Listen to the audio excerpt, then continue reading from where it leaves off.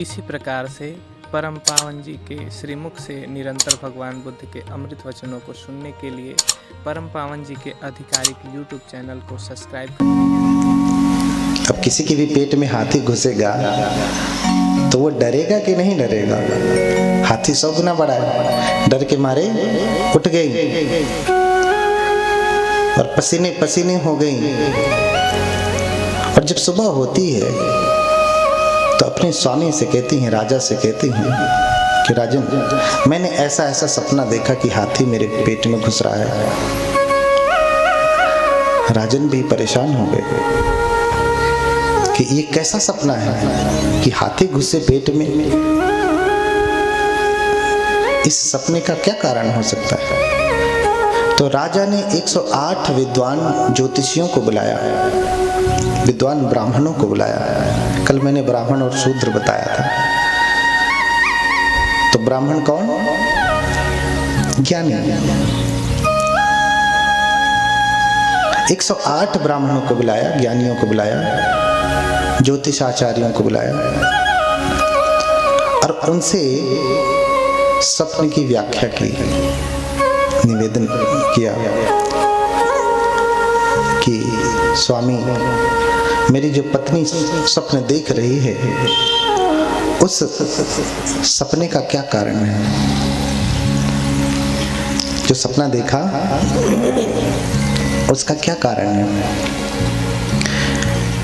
तो पहले तो राजा ने भोजन कराया सबको, भर भर थाली के सोने चांदी दिए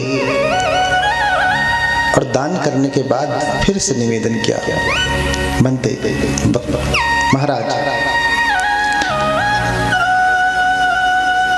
इसमें से जो 108 लोग हैं इन सबकी आवश्यकता नहीं, मात्र 8 लोग जो ज्ञानी हैं वही रुकें और स्वप्न की व्याख्या करें। 100 लोग चले जाएं तो 100 ब्राह्मण चले जाते, 8 विद्वान ब्राह्मण रुकते जो स्वप्न की व्याख्या करते। उन 8 ब्राह्मणों का नाम है रामो धजो लक्षणो चापिवंती कौंडन्यो भोजो सुयामो सुदत्तो। हाँ, राम, देखिए राम शब्द मिलता है ना, मैंने कहा कि शब्दों को लेके नहीं लड़ाई करनी है, अर्थ को लेके लड़ाई करनी है। बौद्ध धर्म में राम कौन है? एक ब्राह्मण है जो ज्योतिष। अब भाई यहाँ तो किसी का राम है, किसी का नाम रामचरित है, किसी का नाम क्या है, लेकिन है बुद्धिस्ट, है कि नहीं? किसी का नाम घनश्याम है लेकिन मानता है किसको? बुद्ध को। हाँ? तो अर्थ क्या है? वो बुद्धिस्ट है, भाव क्या है? बुद्धिस्ट है। नाम पहले का जो पढ़ा, तो राम नाम का ब्राह्मण है, रामो धजो ध्वज, लक्षणो लक्षण, मंत्री उसका नाम मंत्री है, कौंडन्यो एक कौंडन्य है, भोजो भोज है, सुयाम है, सुदत्त है। ये 8 ब्राह्मण रुके। इन 8 में एक सबसे कम उम्र के हैं कौंडिन्य, जो आयु में कम है, आयु में कम है लेकिन ज्ञान में बहुत ही पके हुए हैं। तो जब 8 ब्राह्मणों के सामने राजा कहता है कि मेरी पत्नी ने सपना देखा, आप उसकी व्याख्या करें, तो 8 में से 7 कहते, राजन आप प्रसन्न होवे, आपको पुत्र रत्न होने वाला, पुत्र होने वाला। इतने दिनों की अभिलाषा, मैंने कहा ना, सब्र का फल मीठा होता है। इतने दिनों का सब्र था लेकिन सब्र तोड़ा नहीं, धैर्य तोड़ा नहीं कि नहीं। किसी किसी के सब्र का बांध टूट जाता है, महामाया के सब्र का बांध नहीं टूटा। उन्होंने उपोषित रखना जारी रखा। तो राजन प्रसन्न होवे, आपकी पत्नी में आपकी पत्नी ने गर्भ धारण किया है, उसी का ये संकेत है कि आपकी पत्नी गर्भवती हो चुकी है, इसलिए सपना देख रहे हैं। सपना देखने से गर्भवती नहीं हुई, ध्यान रखिएगा। कभी कभी विपक्षी ये तर्क देते हैं कि देखो तुम्हारे बौद्ध धर्म में भी तो अंधविश्वास है। एक हाथी ऐसे घूमा, हाथी घुस गया और माता प्रेग्नेंट हो गई। हाथी के घुसने से कोई गर्भ धारण करता है? नहीं, वो गर्भवती हो चुकी है, उन्हें पता नहीं था, सपने से बताया जा रहा, हाँ आप गर्भवती हो चुकी हैं। जैसे माताएं जब गर्भवती हो जाती हैं तो उल्टी आती है तब गर्भवती होती है कि पहले उल्टी बाद में आती है तब पता चलता हाँ गर्भवती थी? गर्भवती होने के बाद उल्टी आती है ना। ऐसे ही स्वप्न देखा कि माता महामाया गर्भवती हो चुकी है, इसलिए ये सपना आया है। हाँ, इसलिए ये सपना आया है। राजन, आपको पुत्र होने वाला है। हाँ, न तो श्रेष्ठ हैं, न तो गणाचार्य हैं, लेकिन अपने विषय के प्रकांड ज्ञाता है। हाँ, केटु निघंटु शास्त्र के प्रकांड ज्ञाता है, मुख सामुद्रिक विद्या के प्रकांड ज्ञाता है। इसलिए 7 ब्राह्मणों ने एक ही बात कही कि राजन, पत्नी ने गर्भ धारण किया है और गर्भ पुत्र का है, पुत्री नहीं है। और ये जो बालक जन्म लेगा न तो होगा कैसा? तो कहा कि बुद्धो भवी चक्रवर्ती विद्वान अथ लोकोत्तम। या तो ये बुद्ध होंगे या चक्रवर्ती राजा होंगे। हाँ, क्या होंगे? जो पुत्र हैं वो क्या होंगे? बुद्ध होंगे या फिर चक्रवर्ती राजा होंगे।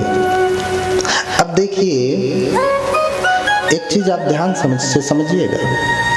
केटु निघंटु शास्त्र वैदिक परंपरा का ग्रंथ है, सामुद्रिक विद्या का भी वर्णन उसी में है, और उसमें भी मुख्य सामुद्रिक विद्या अलग है। अर्थात मुखमंडल को देख करके जो भविष्यवाणी करता है, ऐसी विद्या मुख सामुद्रिक विद्या है। हाथ देख करके हस्तरेखा की विद्या है, जिसे तो आप जानते हैं। मुख सामुद्रिक आप नहीं जानते, कभी सुना नहीं होगा। हाँ? तो ये कहते हैं कि हम सबसे प्राचीन हैं। क्या कहते हैं? हम सबसे प्राचीन हैं। लेकिन उसी ग्रंथ में लिखा जा रहा है, उसी ग्रंथ के अनुसार वो व्याख्या कर रहे हैं कि या तो ये चक्रवर्ती होंगे या बुद्ध होंगे। अर्थात बुद्धों की परंपरा चली आ रही जो उनसे पहले की है। आप ध्यान से समझिएगा इस बात को। हाँ? तो झगड़ा करने की जरूरत नहीं, तथ्य को समझने की जरूरत है कि बुद्धों की परंपरा चली आ रही है। उनका ग्रंथ कह रहा है कि बुद्ध ऐसे कोई व्यक्ति होते हैं और चक्रवर्ती ऐसे कोई व्यक्ति होते हैं। हाँ? तो कहा कि राजा भवी चक्रवर्ती बुद्धोवथ लोकोत्तमः। बोलिए भगवान बुद्ध की।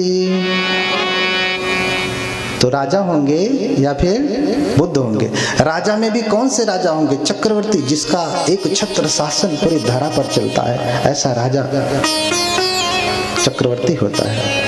और चक्रवर्ती कोई सामान्य राजा नहीं। धम्म राजा सम्राट अशोक,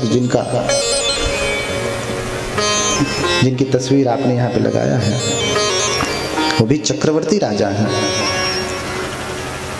और इतना इनका प्रभाव है कि इनके प्रभाव से ही लोगों ने बौद्ध धर्म को स्वीकार कर लिया। हाँ? जब महेंद्र श्रीलंका में जाते हैं, हाँ, तो जाने के बाद उनसे राजा पूछते हैं श्रीलंका के कि आप कौन हैं, कहां से आए हैं, आप कौन हैं, आप कहां से आए हैं। तो श्रमण बताते हैं, महेंद्र जो कि भिक्षु हो चुके हैं, बंते के वेश में गए हैं, पूरे त्रिपिटक के धर हैं, त्रिपिटक के ज्ञाता हैं, कहा जाता है अरहत हैं, और गए हैं श्रीलंका में। राजा ने पूछा तो उन्होंने उत्तर दिया, क्या उत्तर दिया?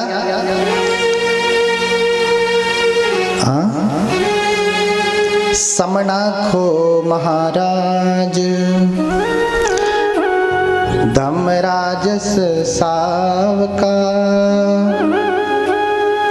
तवेव अनुकंपाए जम्बुदीपा इधागता। क्या कहा? हे राजन, मैं श्रमण हूं उस धर्मराजा का। कौन है? देखिए, बुद्ध का एक नाम क्या है? धर्मराजा। पाली में भी धर्मराजा शब्द है, मुझे ध्यान भी नहीं था, अभी ध्यान आया कि धर्मराजस सावका। हे राजन, मैं उस धर्मराजा का श्रावक हूं, उनका शिष्य हूं, उनका पुत्र हूं। और मैंने अभी संस्कृत में जो श्लोक कहा, जो स्तुति की, धर्मराजस तथागतः, हमने क्या कहा? धर्म राजा प्लस तथागत को संधि कर देंगे तो धर्मराजस तथागतः संधि हो जाती। तथागत क्या है? धर्मराजा है। बहुत सारे शब्दों का वर्णन मिलेगा सुनते सुनते। हे राजन, मैं उन महान श्रमण भगवान बुद्ध का श्रावक हूँ और आपके ऊपर अनुकंपा करके जम्बूद्वीप के राजा की वजह से मैं कहाँ पे आया हूँ? यहाँ पे आया हूँ, आपके ऊपर अनुकंपा करके, दया करके। और जब राजा को पता चला कि चक्रवर्ती सम्राट ने हमारे लिए बुद्ध का संदेश भेजा है तो सहर्ष स्वीकार किया। राजा ने पत्र में लिखवाया था, पत्र लिखवा करके भेजा। क्या लिखवा करके भेजा? राजा ने सोचा कि जो चक्रवर्ती राजा हैं, सम्राट अशोक, ध्यान से समझिए गया इस बात को, उनके पास किसी चीज की कमी नहीं, पूरी धरती उनकी। अब क्या लेंगे? जो धरती का स्वामी है वो तो कुछ भी दे सकता है, हाथी घोड़ा, हिमालय पर्वत, या BMW कार, हवाई जहाज, हेलीकॉप्टर, क्या चाहिए सब दे सकता है, इतना बड़ा राजा। लेकिन उसने कहा कि ये सब नश्वर संपत्ति है। धर्मराजा सम्राट अशोक ने कहा कि ये सब नश्वर संपत्ति, ये सब नष्ट होने वाले है, और ये सांप बिच्छू हैं, इनकी वजह से ही घर में झगड़ा लड़ाई होता है, इसलिए मैं उन्हें क्या भेजूं? तो उन्होंने लिख करके भेजा, यं किंचि रत्नं लोके विजयति विविधा पुथु रत्नं बुद्ध समं नथि तस्मा सोथि भवन्तु ते। इस संसार में जितने भी रत्न हैं, रत्न समझ रहे हैं ना आप? रत्नों को हाथ में पहनते हैं, रत्न की गाड़ी नहीं बना पाते, बहुत महंगा है ना रत्न। इतना सा मिल गया तो रत्न पहन लिया, और उसमें हीरा सबसे कीमती रत्न है ना। तो कह रहे हैं कि इस धरती पे जितने भी रत्न हैं वो सब कोई रत्न नहीं है, वो सब कोई रत्न नहीं है। उनसे भी श्रेष्ठ कौन सा रत्न है? बुद्ध हैं। फिर कहा धम्म रत्नं धम्म समं नथि, फिर कहा रत्नं संग समं नथि। ये 3 गाथाएं 3 श्लोक लिख करके भिजवाया उपहार स्वरूप। हे राजन, मैं तुम्हें बुद्ध की शरण देता हूँ, बुद्ध की शरण स्वीकार करें, धम्म की शरण, संघ की शरण देता हूं, क्योंकि ये 3 रत्न हैं, इनसे बड़ा रत्न कोई नहीं है धरती पे। स्वयं कौन कह रहा है? जो धरती का स्वामी है, जिसने धरती के समस्त सुखों को भोग लिया, जान लिया, वो कह रहा है कि कुछ है नहीं इनमें, इन रत्नों में, इन धनों में कुछ है नहीं। असली धन, असली सुख, असली स्वाद, असली रस किसमें है? बुद्ध में, धम्म में, संघ में। ऐसा लिख करके भिजवाया। तो घोषणा कर रहे हैं कि राजन, या तो ये चक्रवर्ती राजा होंगे या फिर बुद्ध होंगे। लेकिन कौंडिन्य कहते हैं कि नहीं राजन, ये बात ठीक है कि आपकी पत्नी ने गर्भ धारण किया है, लेकिन दूसरी वाली बात से मैं बिल्कुल भी सहमत नहीं। मैं उनके चक्रवर्ती राजा होने का कोई आसार नहीं देखता। वो तो क्या होंगे? बुद्ध ही होंगे। ध्रुवं बुद्धो भविष्यति, निश्चित रूप से बुद्ध ही होंगे और कुछ नहीं होंगे। हाँ, क्या कहा? ध्रुवं बुद्धो भविष्यति, निश्चित रूप से बुद्ध होंगे, चक्रवर्ती राजा नहीं होंगे, बुद्ध होंगे। तो फिर राजन कहते हैं, देखिए सारी प्लानिंग पहले से ही होगी, अभी गर्भ धारण किया, पूरी तैयारी पहले से होगी। बड़े लोगों की तैयारी ऐसे ही होती है। हाँ, बहुत छोटी सी बात है, घर में तो सबके बच्चे होते हैं, लेकिन राजा के घर में संतान आने वाली तो तैयारी भी बड़ी होगी। हाँ, राजा का दरबार भी बड़ा होगा। कल किसी ने कहा कि बंदे जी, कानपुर का प्रचार इतना है, संख्या उस हिसाब से कम है। हमने कहा बड़े लोगों का घर बड़ा होता है, रहने वाले कम होते हैं। बोलिए भगवान बुद्ध की। हाँ, तो ये कानपुर वाले धर्म के धनी लोग हैं, इनका घर बड़ा है। हाँ, भेड़िया भसान मचा करके रहने वाले नहीं हैं। तो अभी तैयारियां पूरी हो गई, पूरी तैयारियां चल रही हैं। क्या तैयारी चल रही है? सात ने कहा कि या तो राजा होंगे या फिर बुद्ध होंगे। एक कह रहे हैं कि नहीं, सिर्फ बुद्ध होंगे। राजा घबरा गए, राजा को अच्छा भी नहीं लगा। कोई भी पिता, कोई भी माता ये चाहते हैं कि उनका बेटा कोई सन्यासी बने, हाँ? कोई भिक्षु बने, कोई श्रमण बने। बुद्ध यानी श्रमण होंगे, बुद्ध को महाश्रमण कहा गया। हाँ? और जो लोग बुद्ध को नहीं जानते थे उसको श्रमण गौतम कह करके पुकारते थे। जब उनकी महिमा समझ जाते थे तो भगवान बुद्ध कहते थे। हाँ? तो कह रहे हैं कि अच्छा, अगर राजा होंगे, देखिए कई चीजें इससे स्पष्ट होंगी, ध्यान से। इसलिए बुद्ध कथा आपके लिए सुनना जरूरी है, क्योंकि बुद्ध के जीवन से लेकर के कुछ कहते कि बड़ी महायान में बड़ी अतिशयोक्ति है, थेरवाद में ऐसा है। अतिशयोक्ति नहीं है, कुछ भी नहीं है। जो चीज हमें समझ में नहीं आती वो ऐसी कठिन ही लगती है। हाँ, अतिशयोक्ति कुछ भी नहीं है। ध्यान से सुनिए, समझिए। हाँ, किसी ने कहा कि राजन ये चक्रवर्ती होंगे या बुद्ध होंगे। राजन परेशान हो गए कि नहीं, मुझे अपने बेटे को चक्रवर्ती नहीं बनाना, अरे राज जो है बुद्ध नहीं बनाना, चक्रवर्ती बनाना। कोई ये नहीं चाहता कि उनका बेटा श्रमण बने। कोई चाहता है? इसमें से कोई हाथ उठाए। आप चाहती हैं कि आपका बेटा और या बेटी कोई श्रमण बने, श्रामणेरी बने, भिक्षुणी बने? कोई चाहती है? इधर से माता हाथ उठाए। चाहती होती तो अब तक यहाँ बनते लोगों की बैठने की जगह होती। हाँ, इधर से इधर तो कुछ बिना बिना बच्चे वाले हैं, इधर भी हैं। हाँ, तो जब होंगे तब सोचिएगा कि क्या बनेंगे। तो राजा नहीं चाहते थे कि वो बुद्ध बने, वो चाहते थे कि चक्रवर्ती राजा बने। तो उन्हीं 8 ब्राह्मणों से उपाय पूछते हैं। वो 8 ब्राह्मण ज्योतिष के आचार्य हैं, और आचार्य होने के साथ साथ वो तपस्वी हैं, गृह त्यागी हैं, श्रमण हैं, वो एक प्रकार से सन्यासी हैं। उन्हीं से पूछ रहे हैं कि महाराज, मैं अपने बेटे को बुद्ध नहीं बनाना चाहता, चक्रवर्ती राजा बनाना चाहता हूं, तो ऐसा क्या करूं कि ये घर छोड़ करके ना जाए, ये राजा बने, क्योंकि घर में रहेगा तभी तो राजा बनेगा। निवेदन करते हैं। तो जानते हैं, इस बात को ध्यान से समझिएगा, क्या कहते हैं ब्राह्मण लोग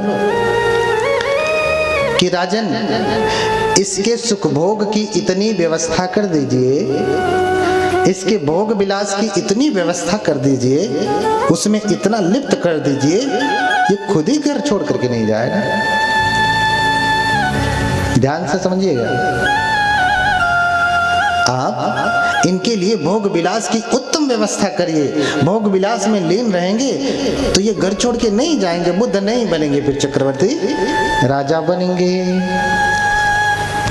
तो राजा ने वैसा ही किया, 3 महल बनवाए भविष्य में। ये तो सुन लिया, ये तो सुन लिया। तो राजा ने प्लानिंग कर ली, अभी बच्चा छोटा है, अभी से तैयारी होने लगी। छोटा अभी 3 महीना हुआ, गर्भ से बाहर भी नहीं आया। राजा ने अभी से तैयारी कर दी, 3 महल बनवाना शुरू कर दिया। सर्दी के लिए अलग, गर्मी के लिए अलग, और बरसात के लिए अलग। रम्य महल, सुरम्य महल, शुभ महल। हाँ, पाली में शुभ कहते हैं, हिंदी में शुभ कहेंगे। कभी कभी स श का भेद होता है, तो जब स हो तो समझिए कि पाली में है। हाँ? तो 3 महल बनवाए, तीनों का नाम क्या है? रम्य महल, सुरम्य महल और शुभ महल।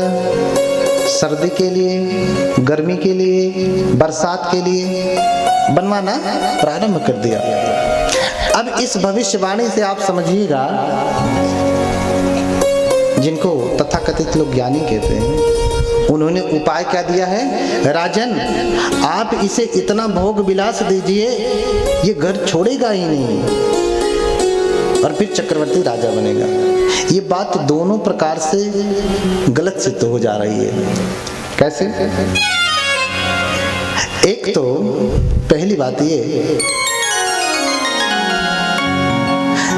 कि वो ये कह रहे हैं, जो स्वयं सन्यासी हैं, जो स्वयं गृह त्यागी हैं, वो ये कह रहे कि नहीं, भोग विलास इतना दो, ये घर छोड़ेगा ही नहीं, सन्यासी ही नहीं बनेगा, श्रमण ही नहीं बनेगा।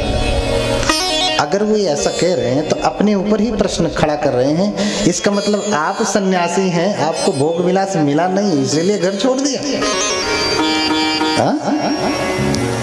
इसका मतलब यही हुआ ना कि आप सन्यासी हैं, आपको भोग विलास की वस्तु मिली नहीं, इसलिए ना घर छोड़ा, टुटवा रहे थे बैठ करके, तो चलो घर ही छोड़ दिया। ये बात यही गलत सिद्ध हो जाती है। दूसरे प्रकार से भी गलत सिद्ध हो जाएगी कि उनका उपाय ठीक नहीं था, सही नहीं था। कैसे? कि उन्होंने कहा कि भोग विलास दीजिए तो घर नहीं छोड़ेंगे, चक्रवर्ती राजा बनेंगे। अब बताइए, एक छोटा सा राजा बनने के लिए इतनी बड़ी लड़ाई लड़नी पड़ती है। चक्रवर्ती राजा बनने के लिए तो पूरा पहलवान चाहिए ना। जो व्यक्ति दिनों रात भोग विलास में लिप्त है, वो चक्रवर्ती राजा बनेगा? ना। दोनों प्रकार से उनकी जो सलाह है वो गलत सिद्ध होती है। हाँ, दोनों प्रकार से सलाह गलत सिद्ध होती है। इसका उत्तर महायान ग्रंथ में ही है, थेरवाद में नहीं है। हाँ, कि उत्तर ये गलत है। राजा ने तैयारी करना शुरू कर दिया। 8 ब्राह्मणों में से 7 ने जो कहा था कि बुद्ध होंगे या चक्रवर्ती राजा, उनका आतिथ्य किया, लेकिन कौंडिन्य का आतिथ्य नहीं किया। क्यों?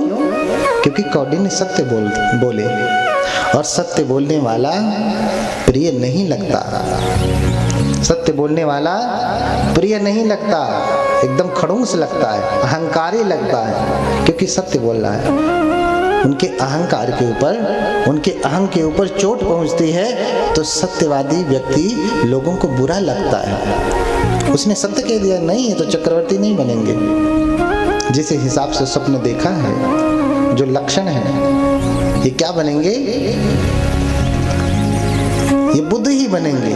तो राजा ने उनका सत्कार नहीं किया। सबसे आयु में भी कम है, ये बात और उनके लिए दबाव की हो गई कि हाँ 80 साल के बुजुर्ग लोग कह रहे हैं कि या तो बुद्ध होंगे या चक्रवर्ती। ये कल का लड़का जिसकी आयु अभी 30 वर्ष की हुई है, वो कहता है कि सिर्फ बुद्ध ही बनेंगे। तो इसे क्या ज्ञान, अभी कल का लड़का है। ऐसा कह करके आतिथ्य नहीं किया। ये वही कौंडिन्य है जो पंचवर्गीयों में से एक है। बद्दी असजी कौंडिन्य महानाम भविष्य में यही शिष्य होंगे। सभी ब्राह्मणों का आतिथ्य करके भगवान राजन उनको विदा कर देते। विदा करने के बाद अपनी तैयारियों में लग जाते। इधर देवी महामाया ये भी तैयारी में लग जाती कि मैंने गर्भ धारण किया है तो मुझे अब ठीक से रहना पड़ेगा।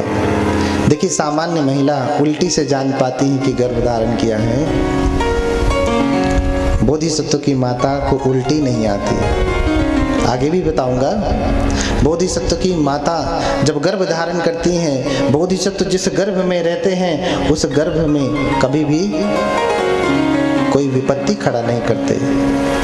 आपके पैर में तो बच्चे लात मारते हैं, कबड्डी खेलते हैं, कूदते हैं, तो फिर माँ को पीड़ा होती है। बोधिसत्व ऐसा नहीं करते। न गर्भ में माँ को तकलीफ देते हैं, न गर्भ से बाहर आते समय तकलीफ देते हैं, न बाहर आकर के तकलीफ देते हैं। किसी भी प्रकार से माता को कष्ट नहीं देते, पीड़ा नहीं देते, क्योंकि बोधिसत्व है। अब 9 महीने माता ने बोधिसत्व को गर्भ में धारण किया, खूब नियम का पालन किया।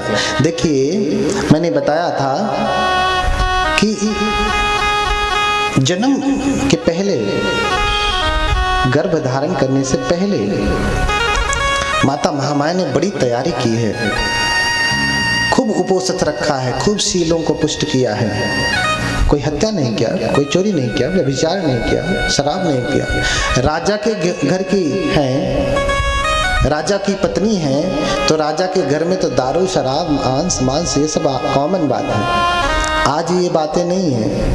आज किसी मंत्री के यहाँ सार्वजनिक रूप से जो है मांस आदि नहीं चढ़ता है। ये सम्मान का विषय नहीं होता है। अब अंदर किसके क्या होता है हम नहीं जानते, लेकिन संवैधानिक रूप से किसी भी मंत्री के यहाँ, स्वयं राष्ट्रपति हो, प्रधानमंत्री हो, मुख्यमंत्री हो, उनके यहाँ शराब सम्मान के लिए नहीं दिया जाता है। तो ये जो है बात ही खत्म हो गई। उस समय देखिए शराबी हुआ करते थे। तो राजा पी रहे हैं तो रानी भी पिएंगी, जाहिर सी बात है। ज्यादा नहीं तो थोड़ा पिएंगी। राजा मांस आदि खाते हैं तो रानी भी खाएंगी, ज्यादा नहीं तो थोड़ा खाएंगे, लेकिन खाएंगे, लेकिन खाएंगे। इसलिए दोनों ने बड़ी तैयारियां की, पूरी तैयारी की, गर्भ से पहले भी और जब गर्भ में आ गए तब भी। माता महामाया अपने गर्भ में धारण करके कोई भी बुरा कर्म नहीं कर रही। जैसे जब खेत में बीज बो दिया जाता है तो भी बड़ी सावधानी रखनी पड़ती है। आपने धान लगा दिया है ना, तो धान लगाने के बाद आपको पूरी तैयारी करनी पड़ती है, पूरी देख रेख करनी पड़ती है कि धान में घास आ रही तो घास निकालते हैं, धान में पानी कम हो गया तो पानी डालते हैं, बारिश नहीं हुई तो खाद की आवश्यकता है तो खाद डालते हैं आप, ठीक है। रोग लग गया तो रोग की दवाएं डालते हैं आप, ये सारी तैयारी करते हैं आप समय समय से। क्यों? क्योंकि फसल इससे अच्छी होगी।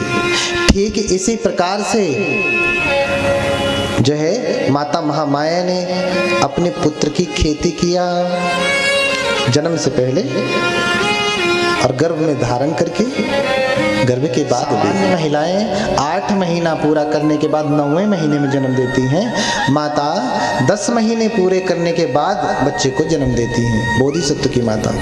इसलिए अब जब 10 महीने पूरा कंप्लीट हो गया तो जानती हैं, अपने पति से निवेदन करती हैं, 10 मासा वसानम ही रयो देवी कथे सिदम मह्यम याति घरम देवम गंतुमिच्छमहमिति। 10 महीने जब बीत गया, 10 मासा वसानम ही, 10 महीने वास करने के बाद, गर्भ में धारण करने के बाद, फिर देवी कहती हैं रैन्यू राजा से कि मैं अपने माँ के घर जाना चाहती हूँ।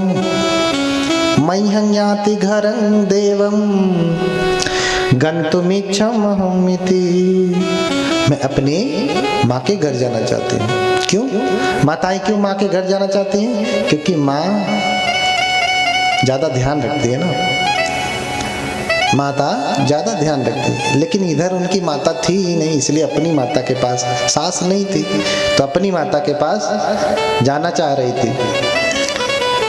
लेकिन आपकी सास होते हुए भी आप माँ के घर जाती हैं, तो या तो आप ठीक नहीं है या सास ठीक नहीं है। तो आप तो नहीं गड़बड़ हो सकती, सास ही गड़बड़ होगी, हाँ है कि नहीं? आपकी गड़बड़ी नहीं होगी, सास की ही गड़बड़ी होगी। इसलिए आप जाते हैं। हाँ, तो दोनों अगर सास बहू को बेटी माने, बेटी सास को माँ माने, तो झंझट ही खत्म हो जाए। झंझट ही खत्म हो जाए। अरे जिस सास ने आपको क्या दिया है जो किसी ने नहीं दिया है, जिसके बल पे आप इतना गुमान करती हैं, वो देने वाली कौन है? आपकी सास, आपके ससुर।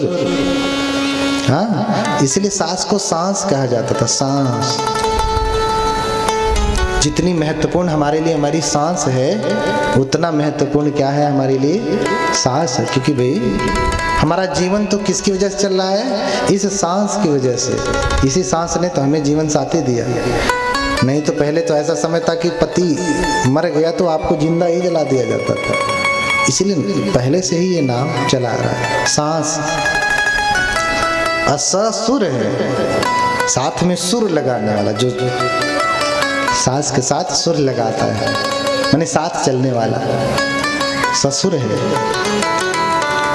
हाँ, तो सास को भी अपनी बहू को बेटी समझना चाहिए, और बहू को भी अपनी सास को माँ समझना चाहिए। क्योंकि सास ससुर ने उसको पति दिया है, पति जो कोई नहीं दे सकता, वो सिर्फ सास ही दे सकती, ससुर ही दे सकते हैं। चाहे ये वाली सास देवे, चाहे कोई और सास देवे, वो भी सास ही होगी। इसलिए बहुत कृतज्ञ होना चाहिए।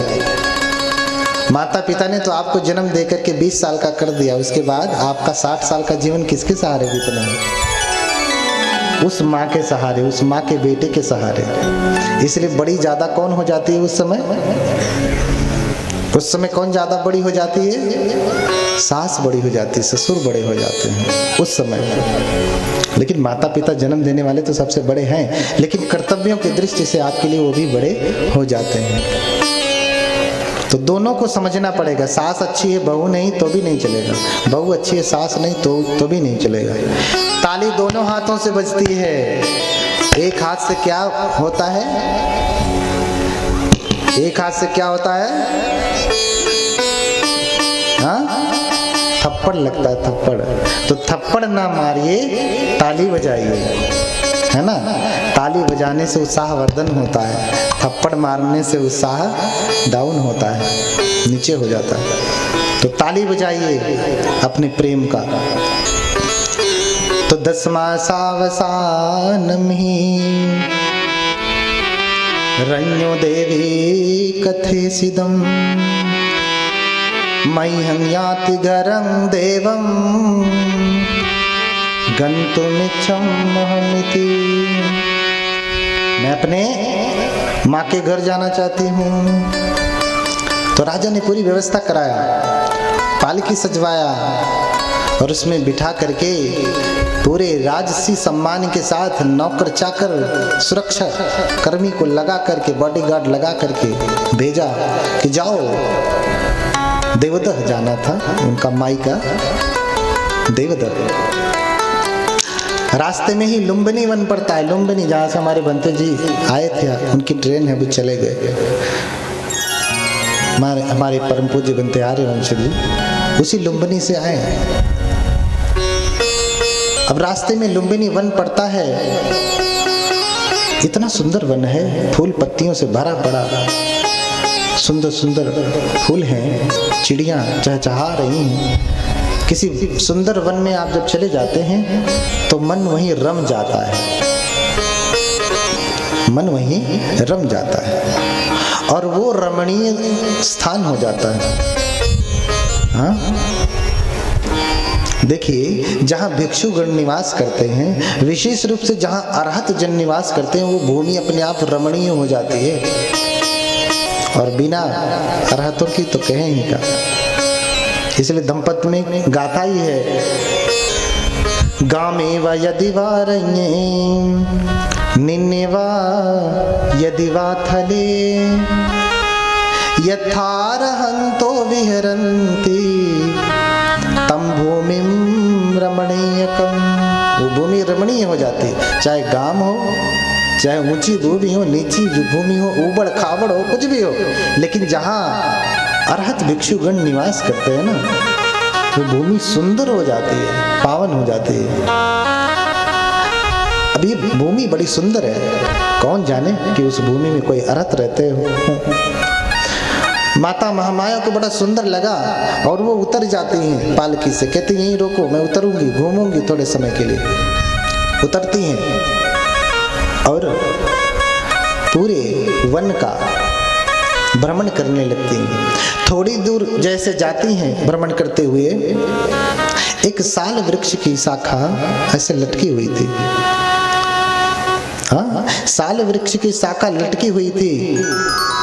तो ऐसा वर्णन मिलता है कि मानो जब माता महामाया पास में जाती हैं तो वृक्ष ने शाखा और झुका लिया, और ऐसे ही झुकाया जब, तो ऐसे लगा माता महामाया को कि मानो ये वृक्ष कह रहा कि मुझे पकड़ लो। ठीक है, देखिए पहले मान रहा है, सवाल भी हल करने के लिए पहले माना x बराबर इतना, हाँ, तब जाके सवाल हल होता है। हर चीज में माना जाता है, लेकिन ये कुछ वैज्ञानिक सोच वाले जो है, गणित भी हल करना है तो मानना पड़ता है। हाँ, यही वैज्ञानिक पतन कहाँ से क्या करते हैं, रिसर्च भी मान करके ही पहले होती है, तब जाकर के परिणाम आता है। हाँ, तो मानो वृक्ष अपनी टहनी लटका रहा हो, माता महामाया ने पकड़ लिया, और जैसे ही पकड़ा वैसे ही वृक्ष ने ऊपर उठा लिया टहनी को।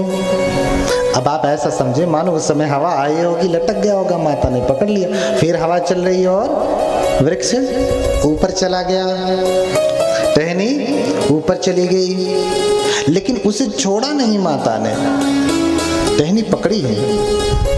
10 महीने पूरे हो चुके, टहनी पकड़ी है, टहनी ऊपर चली गई, और जब ऊपर ऐसे जाती है तो झटका कहाँ लगता है, कहाँ लगता है, पेट में, गर्भ में, और फिर प्रसव पीड़ा हो जाती है। तुरंत प्रसव पीड़ा हुई और तुरंत ही दाइयों ने, उनकी नौकरानियों ने, सेविकाओं ने क्या किया, कनात घेर दिया, कपड़े से ऐसे घेरा बना दिया। माता ने खड़े खड़े ही वहीं अपने बेटे को जन्म दे दिया। बोलिए भगवान बुद्ध की। अब आप समझ रहे हैं कितना समय लगा होगा। डाल झुकी, माता ने पकड़ा, डाल ऊपर गई, झटका लगा, पीड़ा हुई, तुरंत कनात भिर गई और बच्चे का जन्म हो गया। देखिए जन्म हुआ तो कैसे हुआ, अभी ये बात समझिएगा। तो हमारे त्रिपिटक में वर्णन मिलता है, जायन्ति शेष मनुषा। देखिए बच्चा जब जन्म लेता है तो कैसे जन्म लेता है, कैसे जन्म लेता है। जायन्ति शेष मनुषा मलमखी तंगा जातोपने संपवरो दीपदान मिंदो। सामान्य व्यक्ति, सामान्य माता जब बच्चे को जन्म देती है तो कैसे जन्म देती है। जब बच्चा गर्भ से बाहर आता तो जॉनसन्स बेबी पाउडर तेल से मालिश वालिश करा के काजल वजल लगा के आता है ना, ऐसा होता है नहीं ना। मलमक्खी तंगा कैसे बाहर आता है, गंदगी से लिपटा हुआ बाहर आता है। अब कितना गंदगी ये तो माताएं जानती होंगी, हम तो किताब, हम तो जो है ग्रंथ पढ़ करके कह रहे हैं, ये आपने आंखों से देखा होगा। सामान्य माताएं बच्चे को जन्म देती हैं तो गंदगी के साथ, मल के साथ बच्चा बाहर आता है। क्यों क्यों मल होता है बच्चों के साथ। लेकिन ये माता जब जन्म दे रही तो जातो पने संग पवरो दीपदान मिंदो। लेकिन ये प्रवर, ये जो दो पदों में श्रेष्ठ है, दो पैर वालों में जो द्विपायों में श्रेष्ठ है कौन, भगवान बुद्ध, जो भी जन्म ले रहे हैं सिद्धार्थ के रूप में, बालक के रूप में।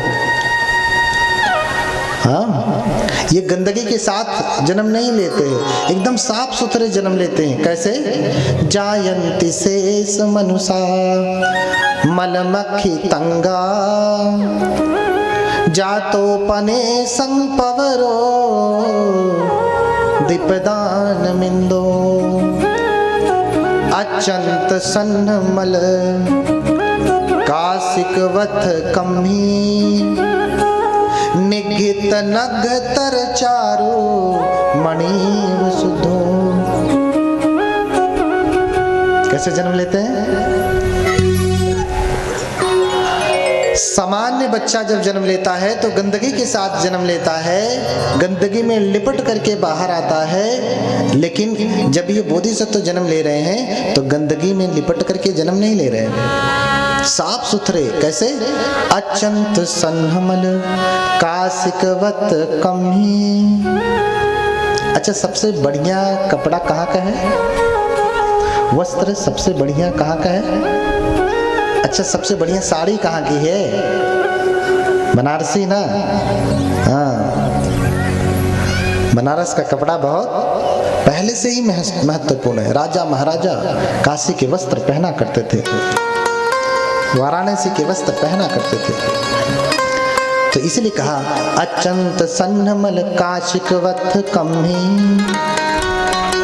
जैसे काशी का वस्त्र बहुत सुंदर चमकीला होता था, तो जैसे काशी के वस्त्रों में कोई मणि रख दिया जाए तो और भी मणि सुंदर लगने लगती है, साफ सुथरी चमकीली हो जाती है। ऐसे ही मानो बोधिसत्व अपनी माँ के गर्भ से बाहर आ रहे हैं तो साफ सुथरे, जैसे काशी के वस्त्र पे क्या रखी हो, मणि रखी हो, हीरा रखा हो। जातो पने संग पवरो दीपदान दो। ये साफ सुथरे जन्म लेते हैं, बिना किसी गंदगी के जन्म लेते हैं। और जब जन्म लेते हैं तो कैसे जन्म लेते हैं, सीधे सीधे जन्म लेते हैं। सीधे सीधे में क्या पहले बाहर आता है, सर की पैर। हाँ, सुनने वाले जानते हैं, पहले सर नहीं बाहर आता, पहले क्या बाहर आता है, पैर। सर नहीं बाहर आता, पैर बाहर आता है। इसलिए गांव में जब साल पड़ जाती है, किसी के गर्दन में ऐसा गर्दन टेढ़ा हो जाता है, तो लोग कहते हैं सीधा सीधा, तो आप समझते हैं कि जिसका सर पहले बाहर आया हो वो सीधा। उल्टा किसको समझते हैं? जिसका पैर बाहर आया हो वो उल्टा। इसलिए गांव में जब गर्दन टेढ़ा हो जाता है, साल पड़ जाती है, तो लोग कहते हैं कि जाओ गांव में जो टेढ़ा पैदा हुआ है उससे लात मरवा लो तो ये ठीक हो जाएगा। तो लोग लात मरवाने के लिए जाते हैं। अब उस समझिए, जो टेढ़ा पैदा हुआ है, उल्टा पैदा हुआ है, वो टेढ़े को सीधा कर लेगा? करेगा नहीं ना। इसका मतलब जो सीधा पैदा वही सीधा करेगा। हाँ, इसलिए सीधे सीधे का मतलब सर बाहर आना नहीं, सीधे सीधे का मतलब होता है पैर बाहर आना। इसलिए बोधिसत्व का पैर पहले बाहर आता है, बालक का पैर पहले बाहर आता है। और जब बाहर आते हैं, हाँ, पठव्यम सत्पदम गंत्वा, पृथ्वी पे 7 पद जाते हैं, चलते हैं। वर्णन मिलता है कि 7 कदम चलते हैं और चल करके घोषणा करते हैं, अगो अहमस्मि लोकस्य जेठो सेठो तियादिनम। इस संसार में मैं अग्र हूँ, ज्येष्ठ श्रेष्ठ। बुद्ध पुरुष इस संसार में अग्र होते हैं, ज्येष्ठ श्रेष्ठ होते हैं, उनसे बड़ा अग्र कोई नहीं होता।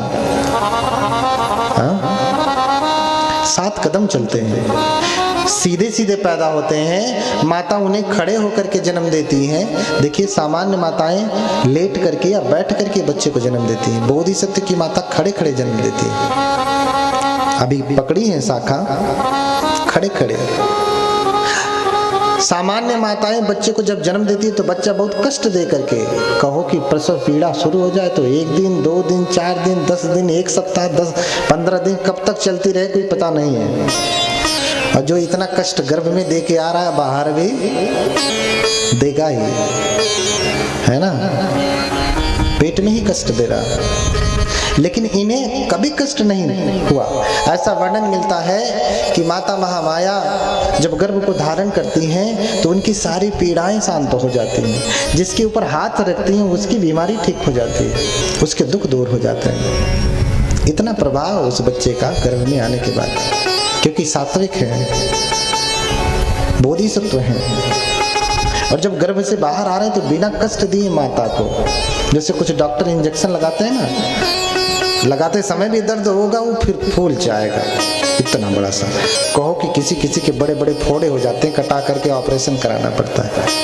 लेकिन अच्छा जो वैद्य होता है, जब वो इंजेक्शन लगाता है, आपको सुई लगाता है, आपको पता ही नहीं चलेगा। बात करते करते लगा दिया, तब अच्छा लगा दिया क्या?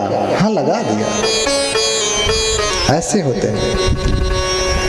ऐसे बोधिसत्व जब आते हैं, गर्भ से बाहर आ जाते हैं, अच्छा बच्चा हो गया क्या? तुरंत। अभी शाखा पकड़ी है, झटका लगा, पीड़ा हुई और कनात ही घेरा, अभी हाथ छोड़ी भी नहीं है। अब सोचिए कितना समय लगेगा। छोड़ी भी नहीं है, खड़े खड़े ही माता ने जन्म दे दिया। बिना कष्ट दिए हुए गर्भ से बाहर आते हैं, साफ सुथरे आते हैं और सीधे सीधे आते हैं। आते हैं तो 7 कदम यहाँ पे चलते हैं। हाँ, इसलिए हम लोग वंदना करते हैं उनकी। हाँ, उनकी वंदना करते हैं। यं नमदाय नदिया पुलिने च तीरे, यं सच बंध गिरि के सुमनं च लगे, यं तथ योनक पुरं मुनिनो च पादं, तं पादलं जं नमहं शिरसा नमामि। हमको सिर से नमस्कार करते हैं जहां भी उनका पैर पड़ा। सुवर्ण मालिके सुवर्ण पंबते सुवर्ण कुटे यौनकपुरे। हाँ, फिर हम कहते हैं नमदाय नदिया सत्पादवरं ठानम अहं वन्दामि दूरतो। बोलिए, अहं वन्दामि दूरतो। हाँ?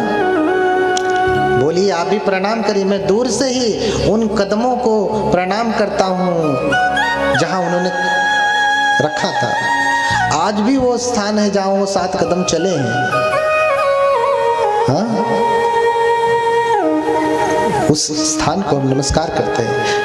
यंग नमदाय नदिया पुलिने च तीरे यंग सच्चबद्ध गिरिके सुमिना च लग्गे यंग तत्थ योनक कपूरे मुनिनो च पादं तंग पादलंजंग नमहं सिरसा नमामि सुवर्ण मालिके सुवर्ण पव्वते सुमन्न कुटे योनक कपूरे नमदाय नदिया सत्पादवरम ठानम। बोलिए, सत्पादवरम ठानम अहं वन्दामि दूरतो। दूर से ही प्रणाम कर रहा हूँ, आप सभी भी प्रणाम करिए कि जिस स्थान पे जो 7 स्थान हैं जहाँ 7 कदम चले हैं, उन 7 कदमों की मैं दूर से ही वंदना कर रहा हूँ। अभी भले नहीं हूँ वहाँ पे, लेकिन उन कदमों की मैं वंदना करता हूँ जहाँ पे भी उन्होंने कदम रख दिया। बोलिए भगवान बुद्ध की। हाँ, अब जो हेतु था वो पूरा हो गया, बच्चे का जन्म हो गया। बच्चे का जन्म हो गया, वापस चली आती हैं माता महामाया, वापस चली आती हैं। क्यों? क्योंकि अब तो बच्चे को जन्म देने के लिए जाना जा रही थी, अब बच्चे का जन्म हो गया तो अब जाने का कोई कारण नहीं, वापस चली आती हैं। राजा भी बहुत प्रसन्न होते हैं, इतने लंबे समय की अभिलाषा पूरी होती है, इसलिए उसका नाम ही पड़ता है सिद्धार्थ। देखिए, सिद्धार्थ भी नाम है उनका और उनका नाम है सर्वार्थ सिद्ध। हाँ? क्या नाम है? सिद्धार्थ और सर्वार्थ सिद्ध, दोनों नाम।